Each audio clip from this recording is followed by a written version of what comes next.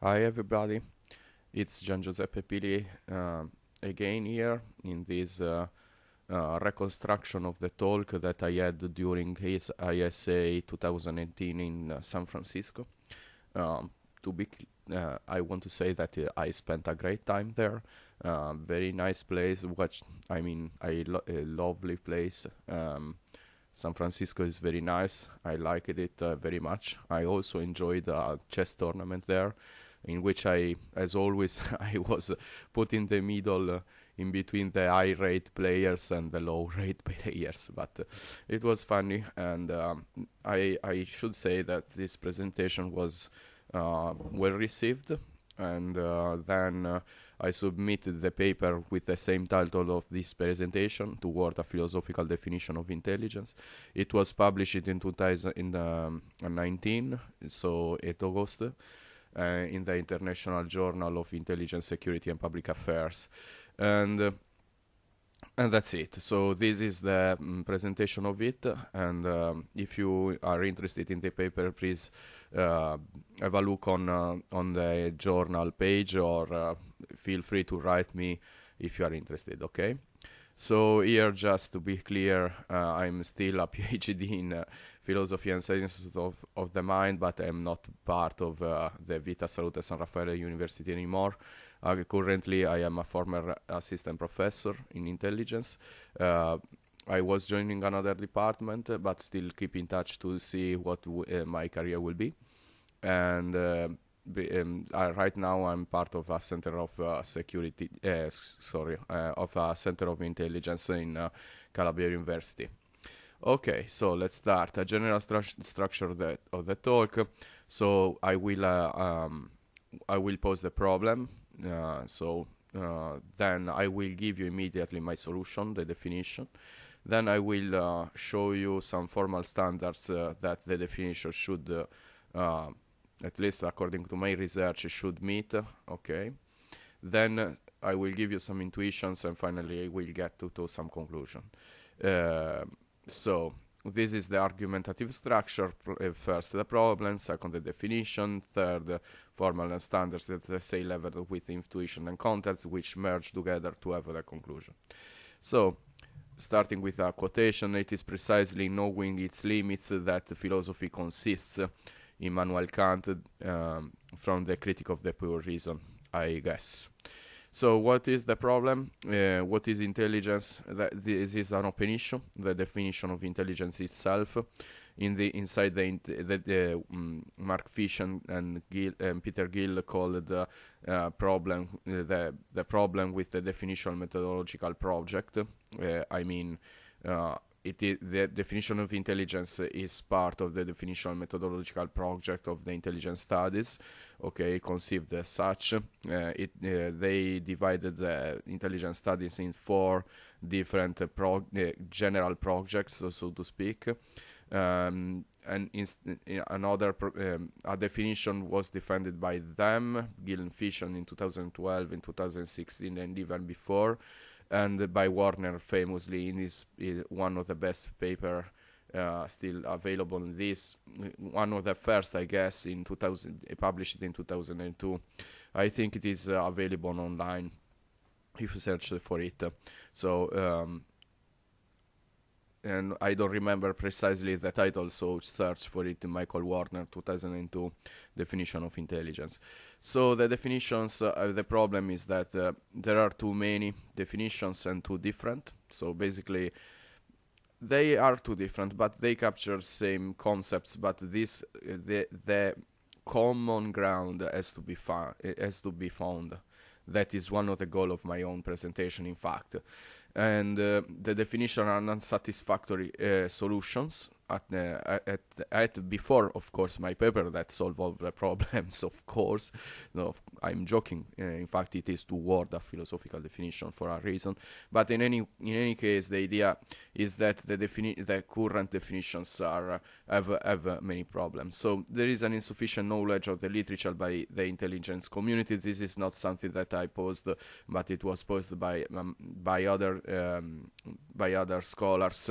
especially by Gill and Fisher, both in the papers in 2012 and 2016 that I both recommend, because especially the 2016 paper is very, very good, and it gives a very good, precise picture of what the intelligence studies are currently in this moment. But back then, but I think that it is still the same situation right now.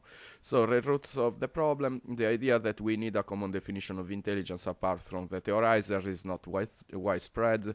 So that one of the problem is that there is no way to create a cumulative literature about this problem, because nobody cares sufficiently, not because nobody cares, but because it seems that the scholars are not very interested in solving this problem so sufficiently to construct a dedicated literature only on this problem, even though, to be sure, it is one of the most studied field inside the definitional methodological project, so much so that Gill and Fisher call it the definitional project also. It is completely part of their definition of an entire branch of the intelligence studies. So to speak, it is undervalued as a problem, but it is at the same time one of the most valued problem inside the theoretical side of the intelligence studies.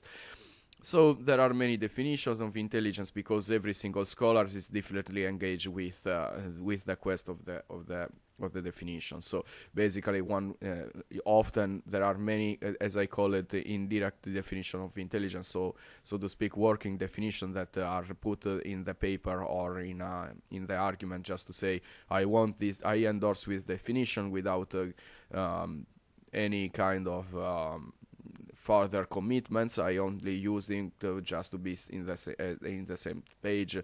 The problem is that this is not, of course, something sufficient, and at least if we want our rigorous definition of intelligence. So this is the idea. There are infinite definitions of intelligence, because many scholars introduce them in their work, but they do not take them very seriously, and few scholars did in the past, and they are in fact the part on that the ones that I considered more even in the paper, of course. So my own solution is this one, the philosophical definition. Intelligence is a secret epistemic social process carried out by a bureaucratic governmental society, which starts with a decision-maker request and ends with knowledge and foreknowledge of enemy's intention and behavior to avoid surprises and to ground rational decisions. I take a breath.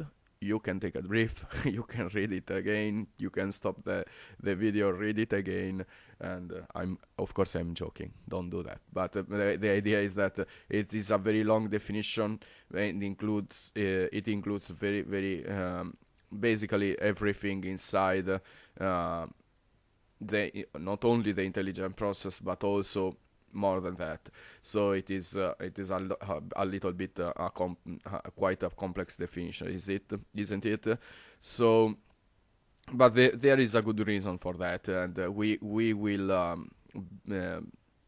divide the definition in pieces, and so we can watch on it carefully. So the first thing to clarify is to ask the right question, which is what is a philosophical definition, or maybe what is a definition at all, because when we speak about definitions, we should be clear on what we would like from a definition and what are our expectations. So this is something that nobody did before inside the intelligence literature, at least as I know it.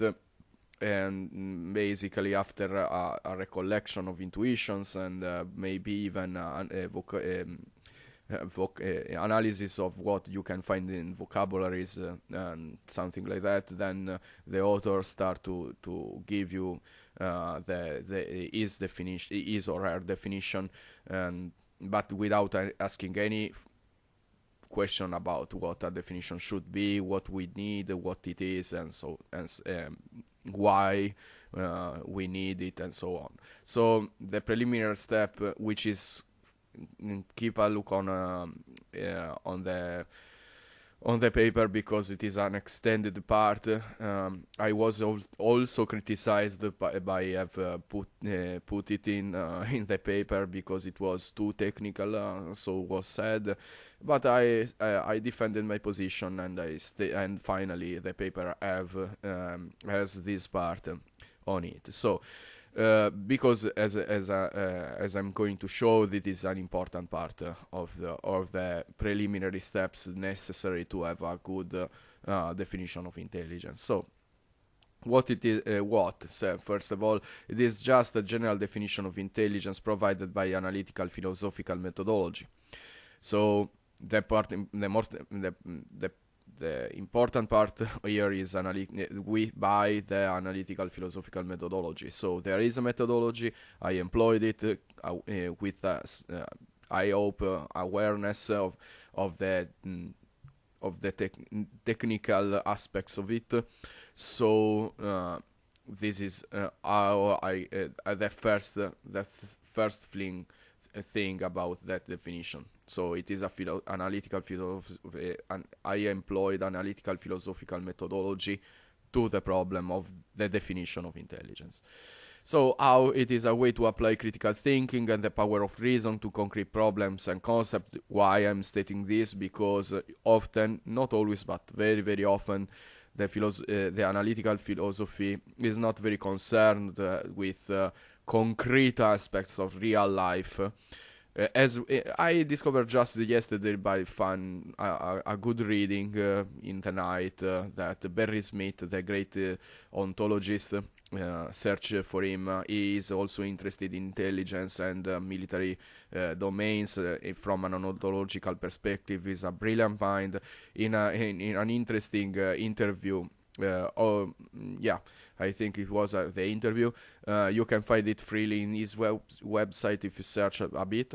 Anyway, he stated that one of the problem of analytic philosophy is indeed that he is just interested in general abstract theories. Nobody cares about it, and they love, philosophizing because it is a way to escape reality. No, this is what I'm saying, but there is something true there, because I too grow up as an analytic philosopher, so I know what I'm talking about. My idea is not, of course, I'm not as Barry Smith, but the idea is the same.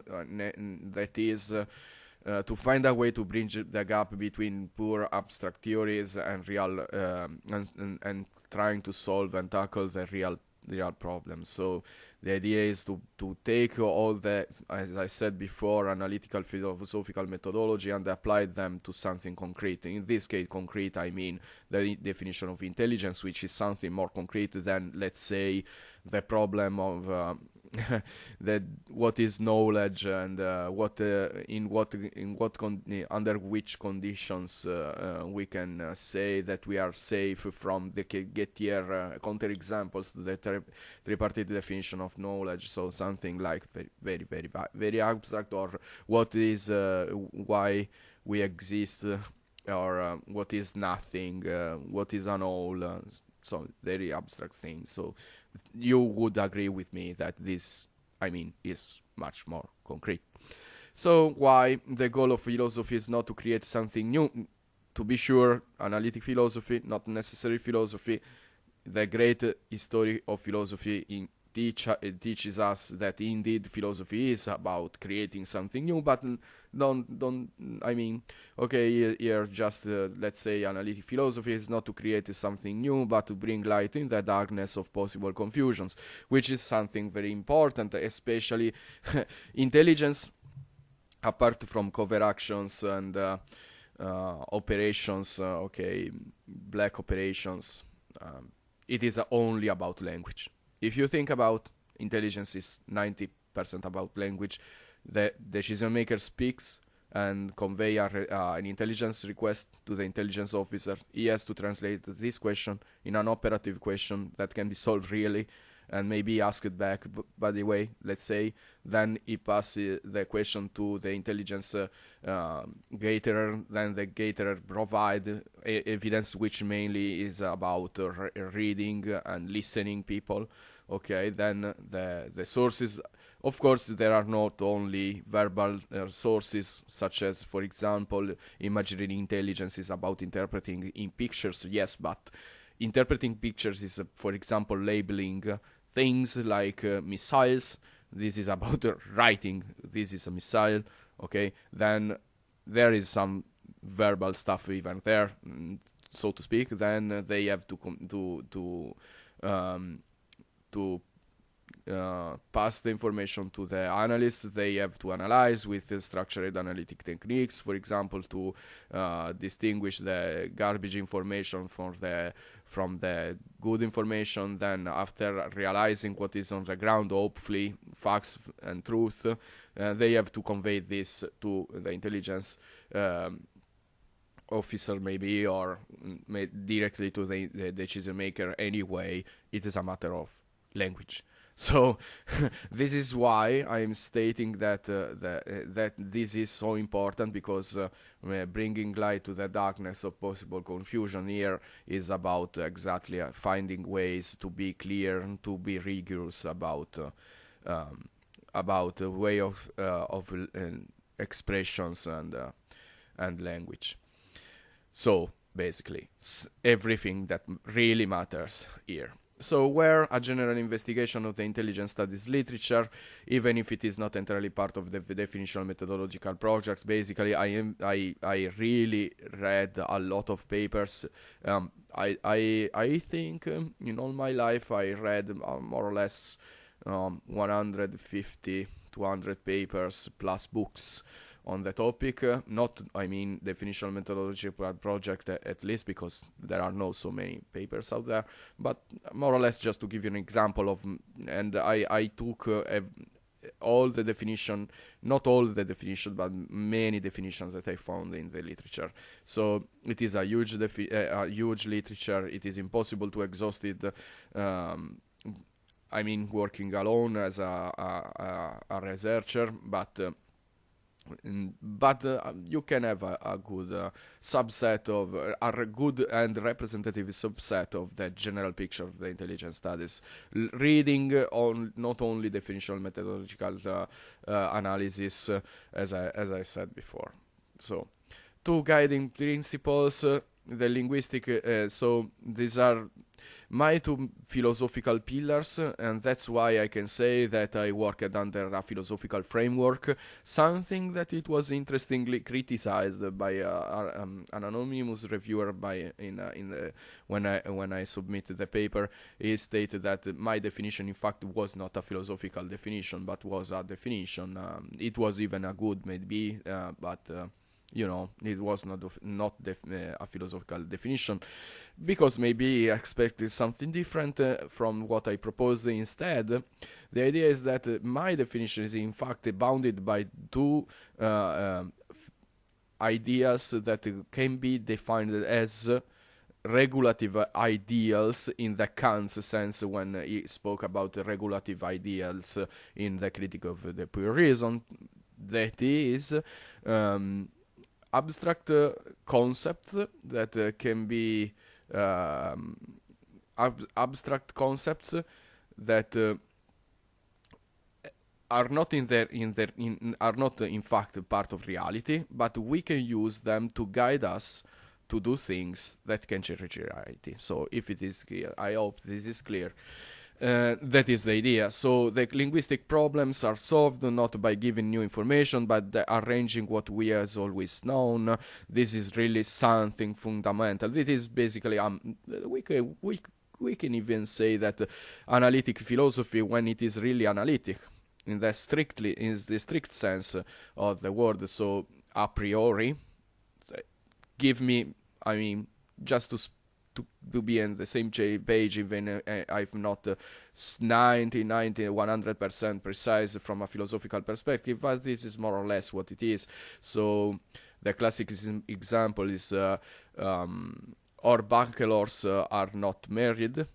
This is an analytical truth because it is given by the definition of bachelor that if I am a bachelor, then I'm not married. This is analytic statement.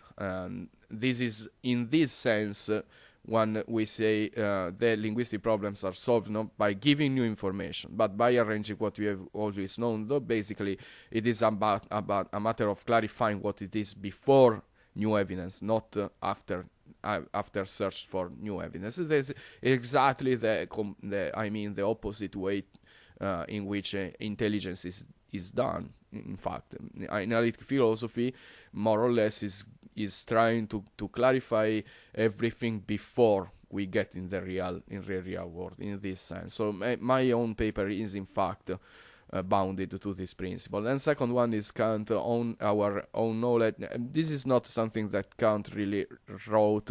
It is my own re-elaboration on what he conceived, of course. So Kant, our knowledge starts with experience, but our reason asks something more. So what does reason ask? A general vision of a particular field, free from a specific case-to-case conception. That is very, very important. So it is not a reason. According to Kant, in the Critique of Pure Reason, he said that the intellect, in fact, provide case-to-case knowledge of specific, let's say, facts to be clear, let's say, or to simplify a little bit. But in any case, the idea is that the intellect combine the sense data to provide facts to the mind, and then it can also link these facts for example, to link two facts in a causal relation. Causal relation, in fact, is something that is carried out by the mind. There is no causality outside the mind, but we construct our vision of the world with our mind, and that our mind is constrained to the rules of the intellect, and the intellect have in fact the rule to combine different facts into one logical relation. So in this case, in some cases, not all the cases, but in some cases, two facts are related by causal relation. So the first one, it is called cause, and the second one is called effect. But the idea is that in fact this is not sufficient to have science. For example, science is about let's say the rule of gravity. It is not about this piece of matter and this other piece of matter. It is about everything. So if there are two pieces of matters, they are in a such relation that there is they are in a particular relation, okay, in which the law is the product of the two masses divided by 2 multiplied for the gravitational constant it gives a force. This force is the force of gravity that relates all the bodies with a mass. But by the way, okay, this is a very very wide generalization on what on the knowledge of case-to-case facts. Let's say that Newton understood this law looking to the apples, 10 apples, all of them fall inside the law, and he said, okay, in fact, it is not about apples, it is about everything. So, and this it is about everything is given by reason. This is what Kant argued. So the idea is that we cannot have science only with sense data. We have to generalize laws by sense data. In fact, this is the point. According to Kant, our knowledge, not metaphysics, but in fact knowledge, which is something very precise, starts with experience, but is not. This would not be sufficient to have science, and science is an expansion of the sense data. So experience, and it is this, and then again the result of it, the result of the consistency and the expansion is the result is the general vision of a particular field free from a specific case-to-case conception, and this according to Kant can be only done by reason. So why does it matter? We need to know, of course. And what do we really want from a definition? This is what I was asking before, and then that is the first point to be made. Different purposes, a description of what we can ask different things actually from a definition.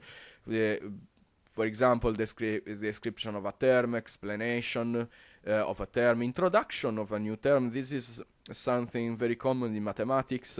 You say, okay, I will use this term as such and such. Okay. And from this moment on, this means that it fixes the use of the term, it judges the use of the term. So they are quite different things. As I said, we should be clear of what we would like to have from our definition of intelligence. So definition of the definition: a definition could be characterized, not be defined, but characterized as a set of words ordered appropriately in order to introduce a term. Okay, so it is a linguistic expedient to introduce new terms or to clarify them. So their formal consideration, I will go very quickly on this, so trying to be not very boring, as in fact I am. So common sense definition versus technical definition. Common sense definition, it fixes the meaning by the common intuitions. Okay, instead vis-a-vis technical definition, it sets the meaning by fixing a particular use of the word. To be clear, this distinction, according to me, is important, and this is one of the things that we should clarify when we search for a definition of intelligence, because I would argue we need something in between the two, because we cannot rule out completely common sense from our search from a definition of intelligence, but we, as I will argue, we cannot rely only on common sense, but we need something more technical. So, and then there is another distinction interestingly underneath this debate. Nobody spoke about it. I mean, sometimes you can find that the scholar realized that she is searching for something specific. I mean, real definition and not nominal stipulative definition.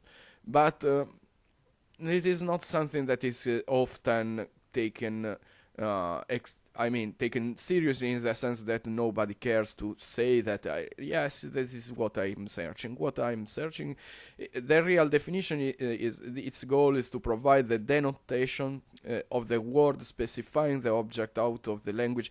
So, to put it clear, the real definition is searching something outside the language. Is a way to circumscribe a meaning, which is something objectively existing out of the mind, or inside the mind, but I mean outside the language in this case. Instead, nominal definition, it will be clear even more after clarified then what is a nominal definition. The nominal definition says how the word will be employed. The word will be employed without saying anything about its denotation. Now let's give an example. A real definition could be a book is a set of a piece of I don't know, a piece of paper in which you can find some texts inside with an ISBN code outside, blah blah blah. This is, as you can see, is a way to divide reality, identifying an object, a category, of course, a category of objects, and everything, I mean the things that are captured by this definition, by the words, the word book, defined in such way, okay, that are counted as books. In reality, I mean, not inside the language. So the language is just introducing a way to circumscribe reality and to capture it, to speak about that piece of reality, in this case a book. Instead, a nominal definition is something different. It is something about introducing a term just for a sec. I mean, for my precise purpose. I'm not necessarily circumscribed reality, but just using a term for my own purpose in such and such way. So let's say, okay, I define x in this way in this paper. That is, what I'm saying. No, I'm not saying this x in fact is something that exists outside the paper or outside my mind. No, it is a way to speak about something that I call it x, and x is used in just in this fixed context, and that I mean just that the x is limited to the words which define it. So an example is needed, I guess. So defining the number 1, okay, common sense definition versus technical definition. Common sense definition 1 is the first number, okay. Instead, a technical definition, not the most technical definition, but by the way, x is the successor of 0. A formal in x is the successor of 0. In a formal language L, such that L employs a first-order logic. Okay, is not the most technical definition of all for the first number, but this is something much more technical than the first. In fact, it is constrained as it is clear to a formal language. This such language is expressed by a first-order logic. And it states that the first number is in fact it supposes the function of successor, okay, and of the notion of 0, which is the starting point of for defining 1. So the first, another way to say, okay, the first thing, not number, because number is outside for first order logic, okay, but the first thing you can find after 0 is x, and then x is 1, the first number in this sense. As you can see, is much more technical. So the real definition versus nominal stipulative definition. Real definition 1 is the mathematical object denoted by the function of successor as 0 is 1. So again, this captures something concrete. 1 in this sense is not just a name, but is exactly the identified object. Then in this case, of course, is a numerical object, but still an object. Instead, a nominal definition is I use 1 as the first number. As I said before, to say first number, I should speak about number, and I should say that introduce the notion of to be the first. Okay, this is not something that I can express with as 0 is 1. Okay, as it is quite clear. And by the way, in fact, this definition is given by words. In this case, I can fix only a function, a mathematical function, and a number.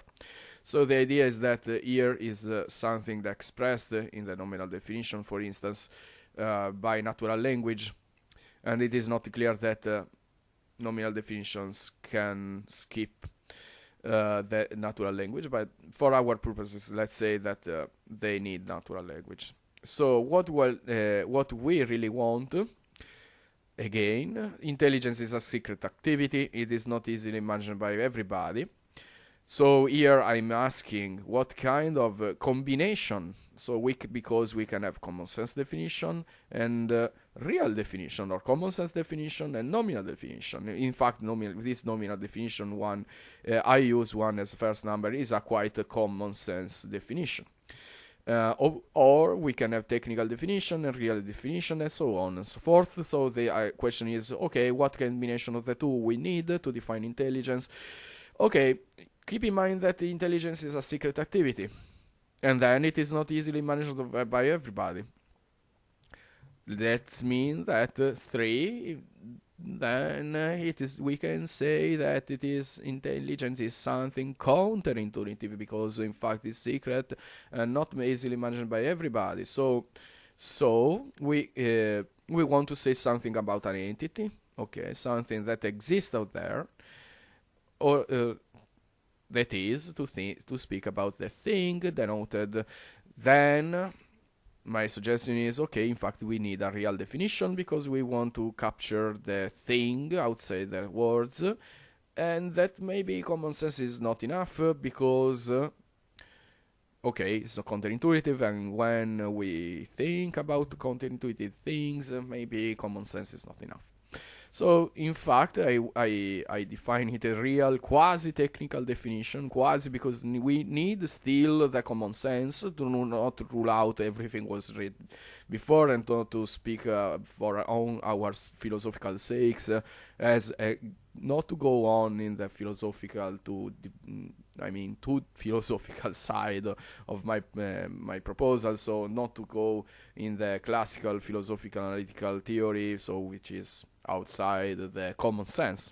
No, even if they say that they believe that it is inside the common sense for philosophical reasons, but okay, for our purposes those are not philosophical common sense approaches. Okay, so we need a quasi-technical definition.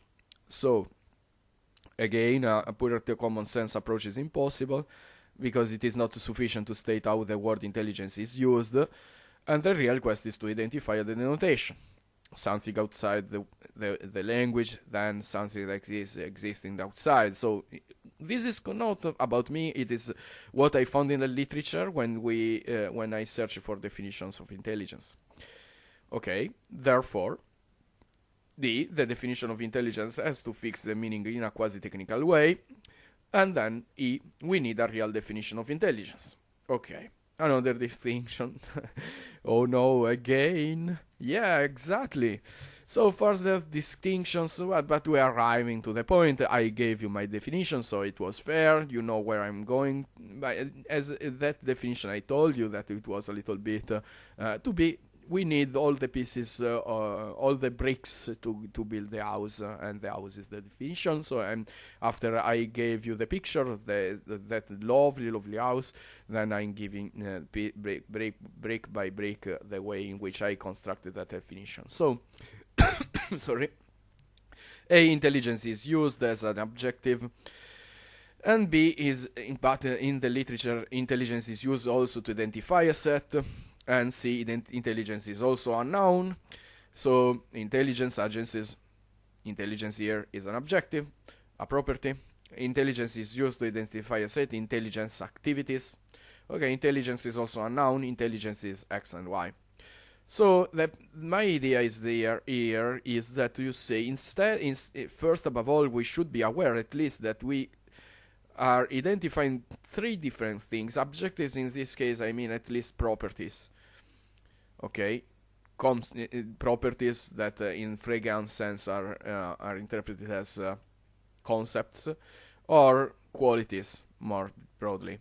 Instead of set, which is a collection, okay, of things, entities, whatever you want, and noun, which stands for an entity.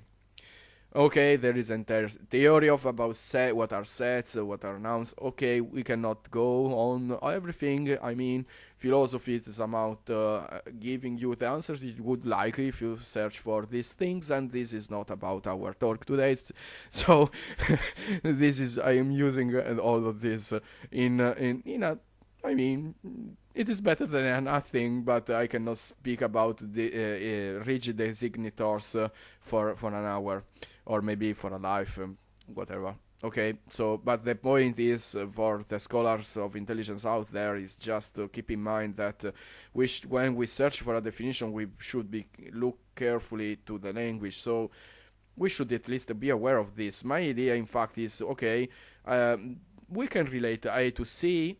So they are mutually related in a sense that we can find a way to adjust, at least to give an only one solution for all the three different things in the language expressed by the language, without having a theory different for each kind of linguistic expression. So intuitions. Okay. There is more in the paper. Please have a look on it. I'm not so naive as I mean, it can appear, but search for it if you really like, or write me if you want, asking for being more precise about points that maybe I didn't specify here for a matter of good reason. So intuitions and notions shared by the scholars. Intelligence outcome is knowledge. And here you can find first the key words on underlined in what is yellow, orange, a philosophical question that we will skip, and the name of the main scholars that consider the intelligence in this way. So in this sense, the intelligence outcome, which is the final part of the process, so the real object. The final real object, for instance, the report. I realize that the intelligence outcome is in fact not the report itself, but the content, which is this means that intelligence outcome in fact is an ideal object. I mean, an abstract object, because intelligence outcome is not report. Okay, just to give you another thoughtful argument to think about, maybe for another paper. So intelligence outcome is knowledge, and this is stressed by Sun Tzu, not directly, but it is quite clear by his masterpiece in The Art of War that intelligence is knowledge about the enemy. Herbert and Ron Hofding, I hope that I pronounced them correctly. By the way, Ron and Hofding 2013 is a very interesting paper. It is about individual epistemology applied to intelligence, and they gave a definition of intelligence. Please have a look on it if you are interested in the epistemology of intelligence, as I am. So, and for knowledge, again Sun Tzu, quite clearly. Bruce and Omand, sorry for the misspell of the name. So this knowledge is focused on the enemies and of their threats, and again you can find the list in order to avoid surprises. And intelligence is neither a scientific enterprise nor a philosophical one. Why? Well, knowledge has an instrumental value, because intelligence is a means to an end. In fact, it's a political instrument for a political end. I mean, why I'm saying that it is a political instrument here, just because I'm saying that intelligence is not about. I'm not saying that it has to be, or it is intrinsically politicized. That is not what I'm saying. I'm saying just that this is a means for a political end, and that in fact, when we speak at least of intelligence about as an institution of the state, or even about an institution of democracy. It is, in fact, the Prime Minister often that is briefed by the intelligence officers about something that is going on in the world. So it is a political instrument. In this precise sense, not because it is politicized in this process. It is in its process, sorry. Not because of that. I'm not arguing that, and I am very precise on stating that I'm not saying that intelligence is politicized in this sense, in the bad sense, in necessarily. What I'm only saying is that it is, as far as it is practically oriented, so to help the decision maker, whoever he is, she is, okay, whatever, okay, intelligence is needed to take a look on the competitors, opponents, enemies, okay, and this is why it's not a scientific enterprise, because there is an enemy out there that isn't understood fully, and not a philosophical one, because it's not an abstract, an understanding of nothing in that sense. It is a partially solution for a concrete problem, or that it is that should be the information needed to solve a concrete problem. Okay, so in this sense, I'm stating that it is a political mean and that for a political end in this broad sense. So intuition is notion shared by the scholars, part 2. The end is help the decision maker to take better decisions. intelligence as a political means to a political end. I will not go back to this point, so go back to the previous 5 minutes of or so if you want to listen again why I said that, but out of the joke, if you want, you can write me and I will provide more insights on this part of the presentation too. So intelligence is provided by bureaucratic governmental agencies. Something that is, not often. Ehrman 2009 is not often so recognized that it seems. If you have a look on the recollection of all the other definitions, you can find much more. Instead here, just to, but not. There are of course other people, but. Okay, one of the reasons is that it seems that, in fact, I underlined here the most important words are bureaucratic and agencies, because they are institutions, even if are part of an enterprise, so they are not governmental, but they are still bureaucratic activities. Bureaucratic because they request information to be organized, and agency because it is not, even if there is only one person that does everything, he is covering more roles, social roles, and so gatherer, then analyst, then officer, let's say, that brief the decision maker. So basically it's 3 roles in one, so to speak. The main point is that this requires organization, that is bureaucracy in this sense. Of course, in the standard interpretation, we can speak about standard interpretation completely safely. The standard interpretation of my own definition is, in fact, the definition of intelligence as a bureaucratic governmental activity done by an agency. But the idea is that here it is my own conception. Okay, this is the usual standard interpretation in the usual domain, as in set theory. We know that formal logic is this natural domain is the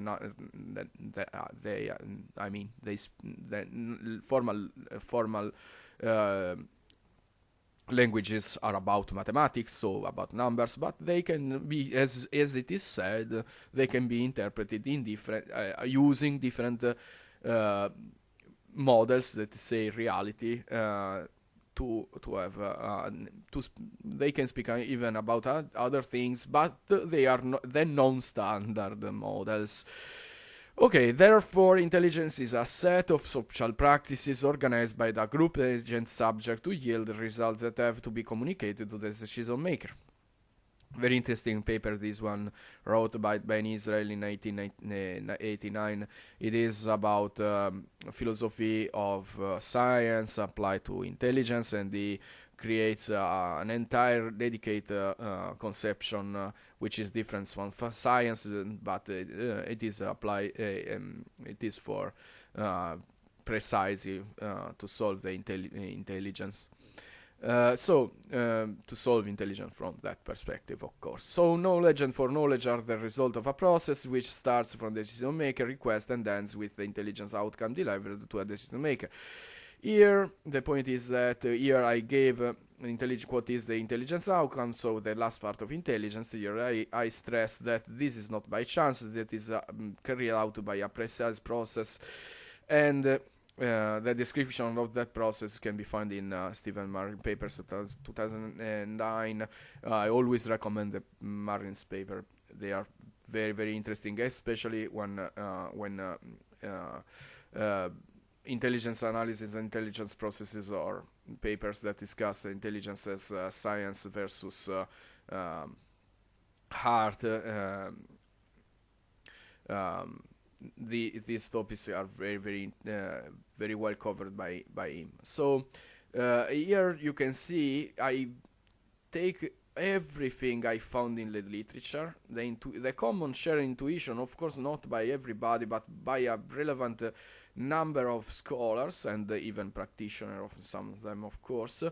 And piece by piece, okay, these are literally the bricks with which I build up my own not the architecture, because the architecture is an abstract thing, doesn't request bricks, but the abstract architecture of the house was conceived, as I show you, by the philosophical analysis of the formal constraints I showed you before, and here I'm giving you the content. So intelligence is, finally, importantly, I should say, intelligence is a secret activity. I know it is a debate, problem, an open problem inside the intelligence literature to define intelligence as a secret activity. I would argue that, in fact, intelligence is always secret. I know also, for example, Alan Breakspear debated in this paper, I guess in 2012, in Intelligence and National Security, on a paper that considered a definition in which intelligence is not necessarily secret. Of course, it is an open problem. If you want more, you can have a look on the paper, my paper in this case. But the idea is that we cannot discharge secrecy as we would like, if we would like, because even inside the public, the so-called competitive intelligence, or the intelligence organized by the enterprises, okay, the private sector. Anyway, no, Coca-Cola. I don't have anything to say about Coca-Cola, but I mean everything that is so big, multinational enterprise. Okay, it has a branch of intelligence, and that branch is not their intelligence outcome is, of course, is not shared with, for instance, with the main competitor. This is not secret in the sense that it is a secret of state, and it is secret anyway. Or at least they try to do their best to cover everything they can. Of course, they do not want to be copied, and they want to be the best in the market. And to be the best in the market, you need information. That information cannot be shared with anybody else. So I would say that secrecy is something that instead is part of intelligence. Anyway, I'm not alone, and just to say a few of them, if our absolutely read our book, and especially the two papers on epistemology, one paper on epistemology and intelligence is very, very interesting, very, very well written, definitely a fundamental reading. And of course, Warner and Gillen Fish and all of them stress the importance of secrecy for intelligence. So why so many meanings? After all, many yellow or orange words. So the denotation of the word intelligence is not something fixed once and for all. It is something that it floats in a sense. It goes from one side of the intelligence process, then it moves to the end of it. That is why everything inside the intelligence, so-called intelligence process, is intelligence. That is why we translate intelligence from a property to a set and maybe even a noun. So the word is used in so many different ways because it is essentially vague. This is very important. Again, this was stressed by a reviewer of the paper, that I stress too much that it is essentially vague, and then the reader had understood the point. I think that maybe I stressed it too much, and in fact I argued that he was right. But there is a real necessity for it, because actually intelligence is often thought as a clear thing, whatever it is, but it is thought to be sufficiently clear. In fact, the word as it is used is not clear at all. I mean, clear in a clear-cut sense that something clear, let's say the number 1 is 2 plus 2. This is very clear, and this is not vague at all. In fact, intelligence is not such that, I mean, even the definition that everybody gave in the past, they are not something like that. they don't match the level of clarity, elegance, okay, whatever you want, because again, intelligence as a word is much nearer to beautiful, to something, to beauty, something beautiful, and intelligence and beauty. Okay, their the common ground is that they're two vague words. Okay, war is another very vague, highly vague word, and I analyze it and I explain it fully in a forthcoming paper on the Sorites paradox, which is the problem is x is not beautiful,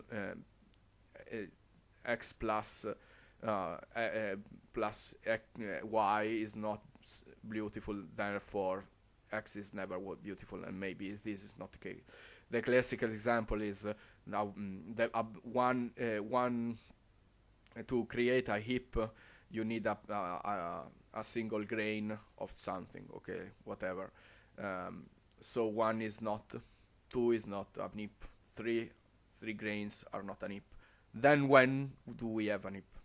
This is a classic paradox of the Sorite paradox, which is something essentially part of our ordinary language. In fact, I would argue, and a philosopher, not one, an entire branch of analytic philosophers thought to define vagueness in Sorite's terms. Whatever it allows Sorite's paradox, then it is vague by definition, and X is vague because it allows the Sorite paradox. Intelligence seems to allow the paradox, and in fact it essentially is vague. So I stressed maybe too much. I took out from my paper many arguments about this, but still it is something essential. I mean, and I stress it. So intelligence is a word used for group agent activity in order to provide useful knowledge for the decision maker. Again, it is not matter. In this paper, in another paper, I argue that intelligence is a group agent activity. In the last one I published in 2019, Social Epistemology of Intelligence, toward a social epistemological theory of intelligence, search for it. In that paper I argue that in fact it is always a group agent activity, because it again, usually, first above all, it is a group agent activity, but from a logical perspective, also it is a group agent activity, because it involves at least 4 different social roles for the decision maker, the enemy, and the intelligence agents, the intelligence analyst, and the intelligence gatherer.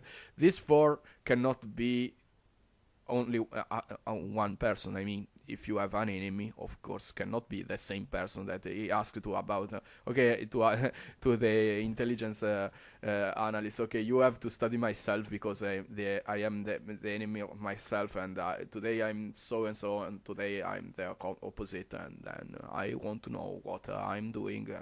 Interestingly enough, this is similar to the plot of one of my best movies,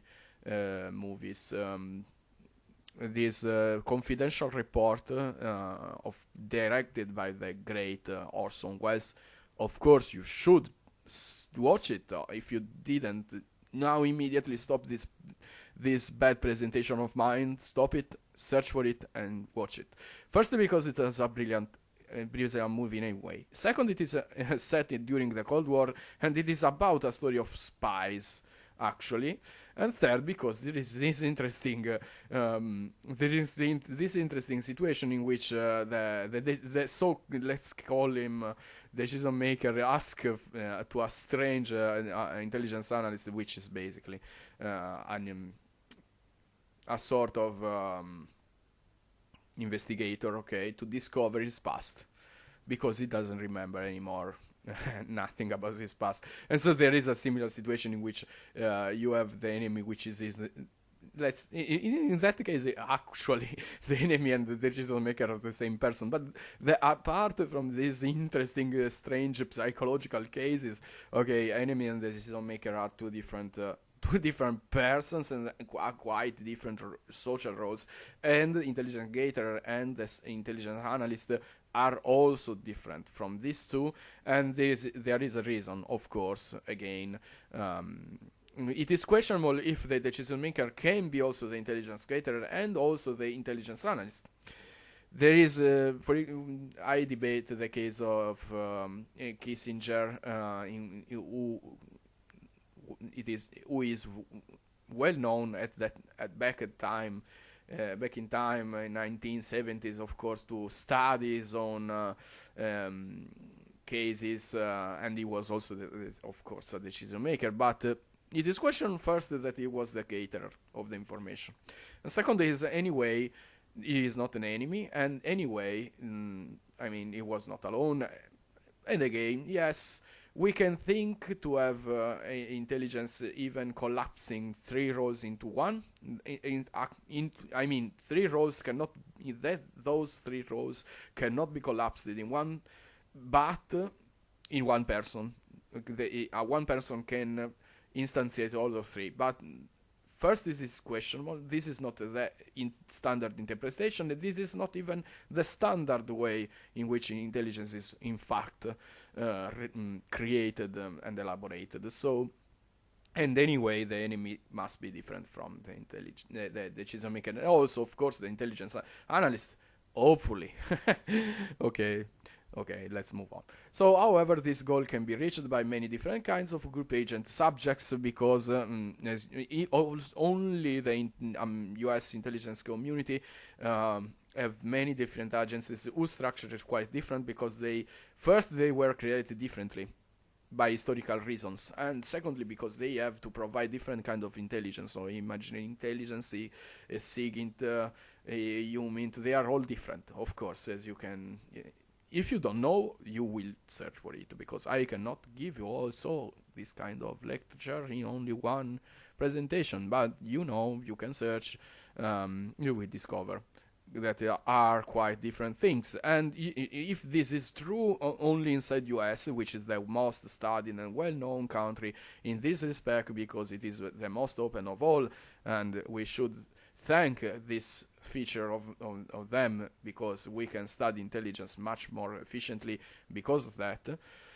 But also other countries are, at least in Europe, are opening their intelligence agencies and organizations. So, but you would discover how different they are, because the historical cases, bureaucratic necessities, and so on and so forth. So they are very different. So even if we take the same persons and we put them in two different organizations, their output would be very, very different. So this is a group agent subject. Doesn't mean only that it is carried out on by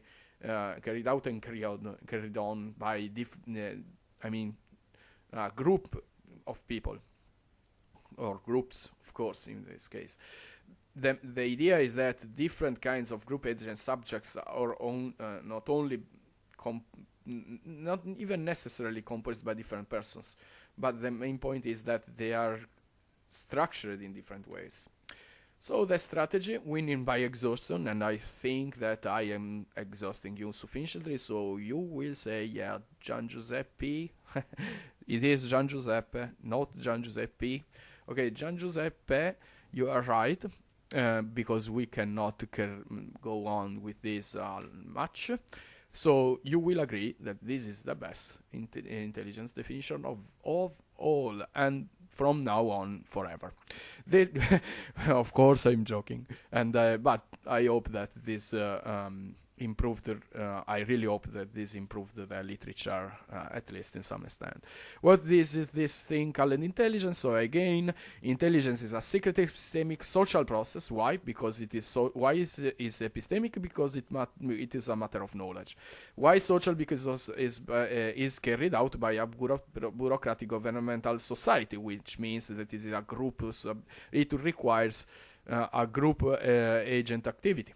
And so, as I said, exactly, a group agent subject, only a group's agent subject can do intelligence. Which, so, so, intelligence is secret because it's secret. And as I said, I am ready to defend this point, even if I recognize why some people say that it is not the case.